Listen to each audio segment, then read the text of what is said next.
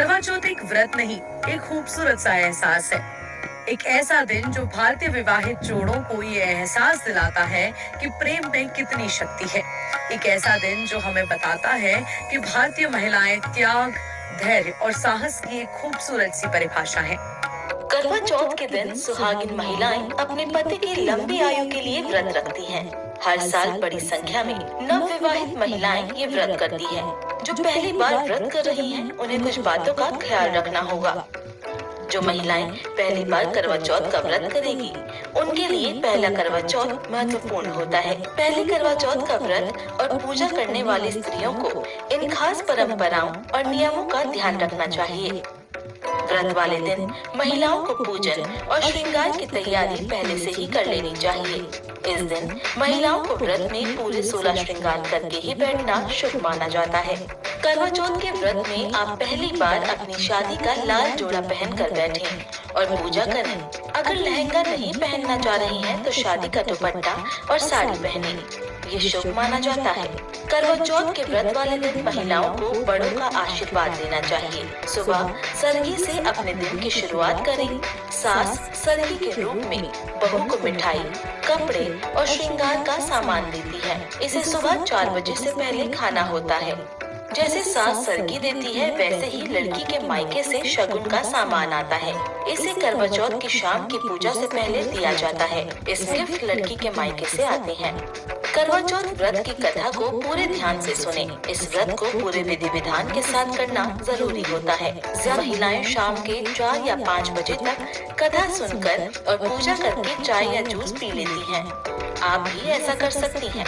रात को जब चांद निकल आए, तो चांद की आरती करके अपने पति की आरती करें। उन्हें मिठाई और व्यंजन खिलाएं। चंद्रमा को जल का अर्घ्य दें और फिर चलनी से चांद और पति को देखकर पति के हाथ से पानी पिएं।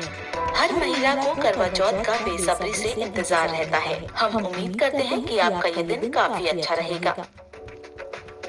कथा कुछ इस प्रकार है।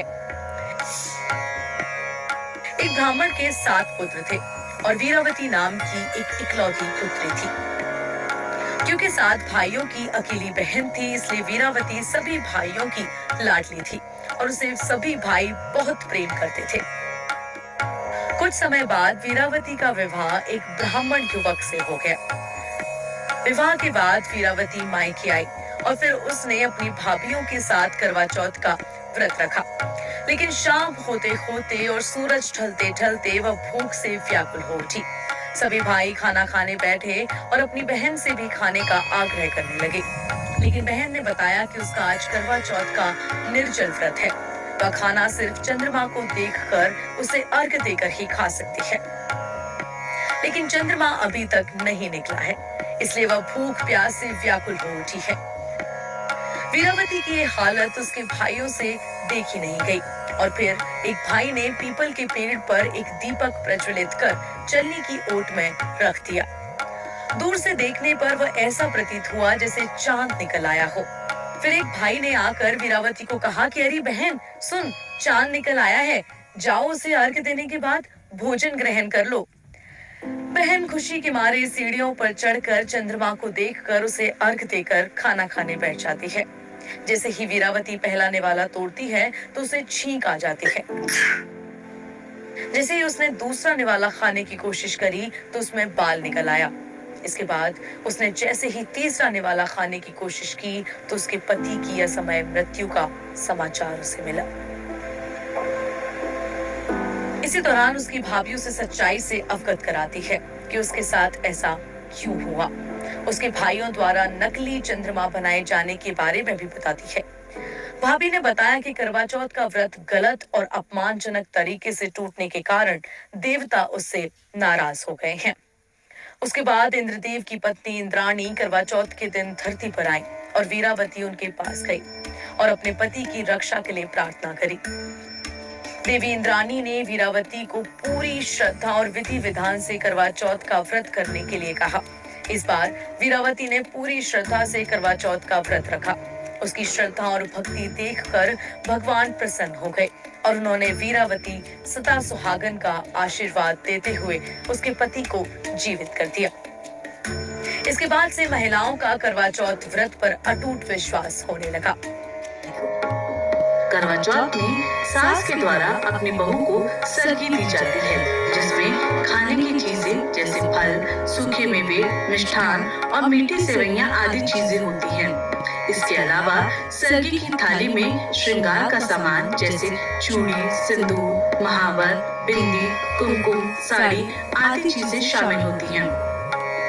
सुहागिन स्त्रियों के लिए ये सारी चीजें सास की ओर से आशीर्वाद स्वरूप होती हैं। सास इन सभी चीजों के साथ अपनी बहू को सुखी वैवाहिक जीवन और सौभाग्यवती होने का आशीर्वाद देती है। सरगी खाने का शुभ मुहूर्त सूर्योदय के समय से ही व्रत का आरंभ हो जाता है। सरगी का सेवन सूर्योदय से पहले 4 से 5 बजे के करीब कर लेना चाहिए। ये त्योहार सुहाग का प्रतीक है और एक सुहागिन महिला को पूरा करता है उसका 16 श्रृंगार। सौभाग्य के लिए ये श्रृंगार किया जाता है। ऐसा कहा जाता है कि अगर महिला 16 श्रृंगार करके इस दिन तैयार होती है तो इससे उसके सौभाग्य की प्राप्ति होती है। साथ ही साथ पारिवारिक संकट भी दूर हो जाते हैं। तो चलिए जानते हैं कि 16 श्रृंगार में क्या क्या किया जाता है। इसमें बिंदी, सिंदूर, काजल, मेहंदी, चूड़ियां, मंगलसूत्र, नथ, गजरा, मांग टीका, झुमके, बाजूबंद, कमरबंद, बिछिया, पायल, अंगूठी और इत्र शामिल हैं।